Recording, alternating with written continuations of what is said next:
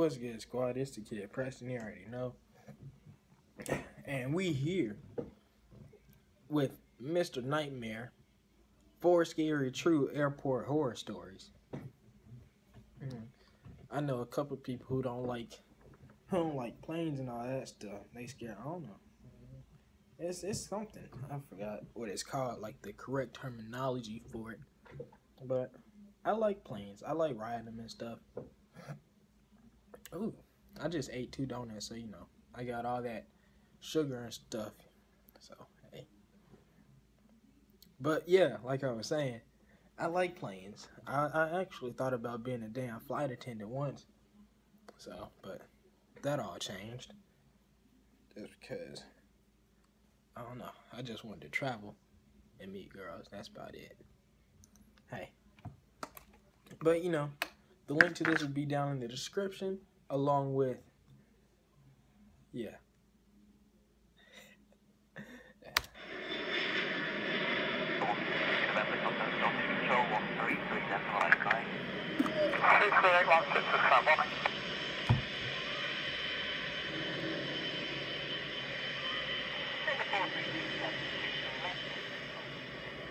Hey bro, y'all saw that? All their names started with A's. Oh no, I just wanted to point that out. The summer of 2007, when I was 10 years old, the family and I had a trip to Disneyland planned. Our flight was booked for midnight on a Tuesday to save money, and my mom figured my sisters and I would sleep through the flight. My sisters were 8 and 5 at the time. The gatehouse was for the most part empty as we waited for our flight. My mom went to go to the bathroom with my youngest sister, and a minute later my dad told me to wait there and watch my other sister while he went to get a last-minute bite to eat at the cafe, as a middle-aged woman came and sat next to us. She put her hand on my back as she acted all excited to see us and asked where our parents were. I told her they would be right back. Then a middle-aged man came over as well and started acting just as bubbly and affectionate towards us as if he knew us. The man then proclaimed that he just ran into my dad at the cafe and finally introduced himself and the woman as our dad's cousins. My sister and I looked at each other and we both said hello really shyly. The man reached out his hand for my sister to grab, while the woman reached out her hand for me to grab. They told us to follow them because they wanted us to meet their kids. Fuck no. My sister and I naively got up, took their hands, and followed them. The two started leading us out of the gatehouse, past the cafe, down the stairs, and towards the lobby of the airport. When I realized they were leading us to the entrance of the airport, towards the parking lot, I finally asked, "Where are we going?" The woman looked at me through her thick-framed glasses, and with her cheeky smile, said their kids were outside by the car. As we walked outside into the dark parking lot, I looked at my sister and became really uncomfortable. I broke my hand free from the woman and said we wanted to go back. Damn. Bro. I feel bad for them, because now they got to go through damn TSA and all that shit again. Damn. That's some shit. Wow. I'm thinking about them going through TSA again and shit, rather than them getting kidnapped. Inside, while also taking my sister's hand from the man's. I noticed the two looked at each other, their cheeky smiles both gone. The man turned quickly to us and then aggressively wrapped his arms around me as the woman did the same to my sister. They started to literally carry us closer to the parking lot as me and my sister screamed. We heard yelling in the distance from 2 men who turned out to be airport security. The crazed pair let us go and ran quicker than I'd ever seen anyone run, quickly disappearing into the parking lot. One of the men chased them down, or at least tried to, while the other talked with us for a bit, then led us back into the airport, back to our parents and other sister. It had only been a few minutes and my mom was already sobbing like a baby. Being that I was so young makes this a really weird and uncomfortable memory to think about. It's also weird to think that I didn't see any red flags go off when the two didn't give us their names.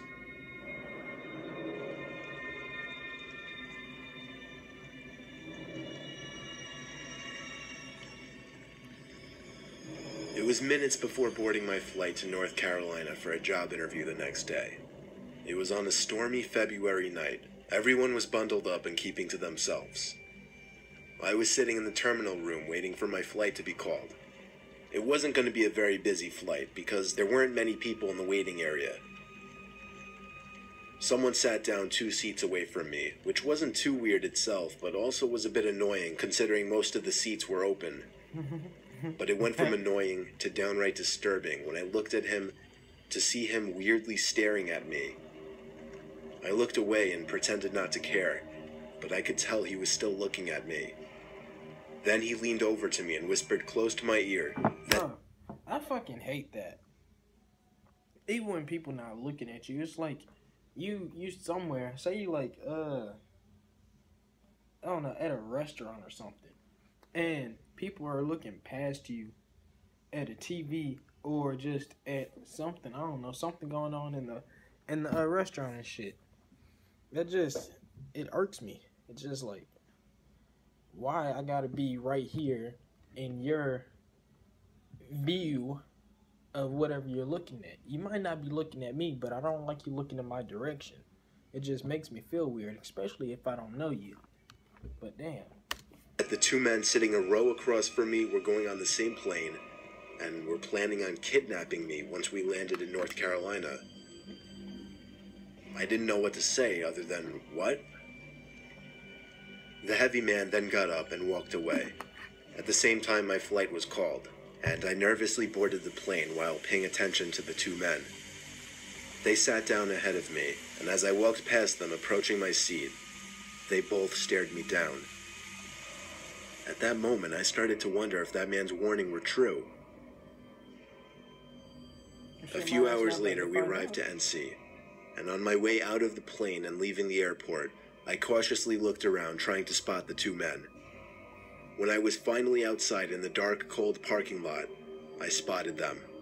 The 2 men were peering their heads at me from around a red minivan, and I guess when they saw me looking in their direction, they hid behind the van. I walked back inside of the airport, waited half an hour, called for a taxi, waited for it to pull up front, and rode to my hotel. So many questions. I don't know who that man was who warned me. I don't know how he knew of those other 2 men, and I have no idea what they were planning on doing to me, if they were actually... Your ass should have called that shit on the way, like, off the plane or whatever. If you know your ass is gonna have to sit there for a hot little minute, or you weren't gonna have no ride when you got off the plane and shit. You know, just, hey, you guys gonna have to spend a few dollars and say, hey, take me the extra long way and make some unnecessary turns on the way if you could. Thank you. Just be like that. Hey, it's gonna be a good chunk of change. Actually looking to kidnap me. Better Uber your ass, cause I know you need a lift. I know y'all like that. I know y'all like that. So this happened a few months ago. I'm 26. I was at JFK Airport in New York with 5 friends. All of us were about to fly down to Florida to spend the week in a beach house. We had a few more minutes to kill in the airport before we would board our flight, and I really had to go to the bathroom all of a sudden. I was baffled to see a line out the door for the bathroom. I noticed a janitor walking by, so I asked her if there was another bathroom nearby that wouldn't be so crowded. She laughed and told me she shouldn't really be telling people, but there was another bathroom past the door she was pointing at, down a narrow flight of stairs and to the left. I thanked her because she was extremely nice and followed the direction she gave me. Sure enough, behind that door that no one would think to open was a small stairway that led down to a really poorly lit, skinny hallway. Fuck no, would have turned It was so narrow that if 2 people were to pass by each other, one person would have to stand against the wall to make room. I found the bathroom right away. She really set your ass up for failure, bro. Like, my scary ass, I wouldn't even go down that shit. Hell no. A dimly lit hallway, narrow ass hallway at that, bro. Fuck all that. Nah. I'll wait my ass in the line. Matter of fact, I'll wait till I get on the damn plane to go take a piss. The door was extremely heavy and hard to push. Also, the lights were on inside of the bathroom, and it was filthy in there. I bet. It was evident that nobody ever really came in there to clean. Now, this is a little embarrassing to mention, but when I go to the bathroom in public places, I always try to make sure nobody else is around to possibly hear me going. So after checking the stall to see that it was unoccupied, I went back into the hallway for a second to take a look down both directions. To the left, there was somebody standing at the end of the hall, in a dark, unlit section of the hallway. It was a disturbing sight, to say the least. All I could do was awkwardly pull my head back into the bathroom and try to pretend we didn't see each other. Fuck no. I went into the stall and just stood there biting my fingers for a minute, dreading the thought of that door opening. And of course, it did. Fuck. I saw the man's black shoes under the stall door as he walked to the stall next to mine. He shut the door, and then there was silence. No sound of the man unzipping his fly or sitting down, nothing. I realized I didn't really have to go anymore, and went to unlock the stall door. Fuck. That's when I looked up, and saw the man's head peering over the stall, looking at me. Oh shit, bitch ass nigga. I nearly had a heart attack as my screams bounced off the walls of the tiny Bopping bathroom. your ass, nigga. I ran back up those damn steps and out that door, and then casually walked back over to my friends. I was breathing heavily, but nobody seemed to notice. I didn't tell anyone just because it was embarrassing, and I didn't want my friends to make fun of me in any way. I know, I guess that seems stupid now. We went on to have our Florida vacation and all had a good time. Of course, the thought of that creepy man haunted me every night that week.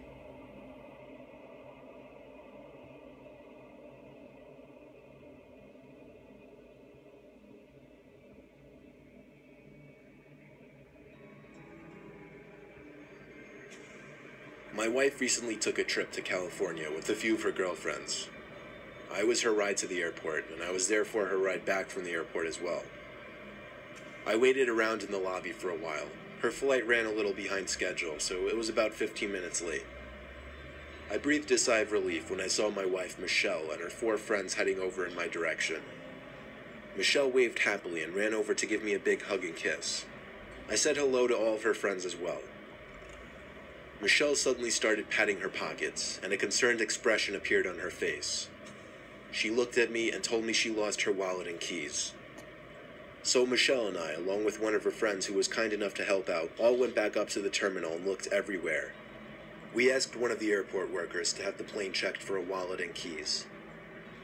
Long story short, we spent a great deal of time looking around the airport to find nothing. She insisted she had both the wallet and keys after she left the plane, though. Eventually, we had to call it quits and went home. A worker assured us that if the items came up, we would be contacted immediately. Michelle was in a sour mood the whole ride home because of it. When we got home, Michelle went up to her room, and I could hear her throw her giant bag onto the bed all the way from downstairs as I was in the kitchen about to make a quick snack for myself. That was when the scream of my wife from upstairs hit me cold in the chest. I ran to our room to see her pointing at the bathroom door. I looked at it and then the 2 closet doors across the room. They'd both been opened, and all of our personal belongings had been thrown all over the floor. Boxes opened with papers that were once in them scattered all over the floor. She stuttered out the words, "There's someone in the bathroom," to me. I felt like my heart stopped in response to those words, but I had to be the man of the house and step up. I tried the doorknob to the bathroom, but of course it was locked.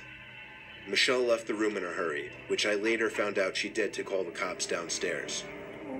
I started ramming at the weak old door with my shoulder, and after 5 solid hits, I busted the door down. Only the bathroom was empty, and the window was jammed completely open, wide enough for someone to squeeze through. I comforted Michelle until the cops arrived, and listening to her description to the cops was bone-chilling. She had just thrown her bag onto the bed, not even having noticed the closets yet, and out of nowhere felt something brush up past her. When she turned, she saw a massively tall man walking to the bathroom, staring at her the whole time with wide eyes and a blank expression. She was only able to get a scream out after the man locked himself into the bathroom. It's safe to say he found my wife's keys and wallet and saw an easy opportunity to break into a house. We had our locks changed the next day and never saw the man again. Wait, but the question is, Did y'all get the keys and wallet back? That's the whole goal. Y'all spent hours looking for this shit. Did y'all get it back? I'm just wondering. Damn. Alright. Well, shit. That's the end. I'm still wondering if she got her damn keys and shit back. Because, you know, if she didn't, because now she fucked either way. Someone about to be using her credit card to buy some stuff. You know, me, if I was about that life and wanted to do some low down shit like that, I'ma buy me some Yeezys. Because that's what I want. I want some damn Yeezys. Shit. But yeah. The fuck? Ah, damn. Motherfucker. It was a fly. But, yeah. This will be down in the description. Along with my Snapchat, Instagram, and Twitter. All that other jazz. Make sure you hit the bell. You know, somewhere, right? It's right there by the subscription thing, you know, right there. And make sure while you're over there, you know, it's only right since you're right there. Just hit subscribe if you feel the need to. And like and share it. Please and thank you. I'm out. Peace.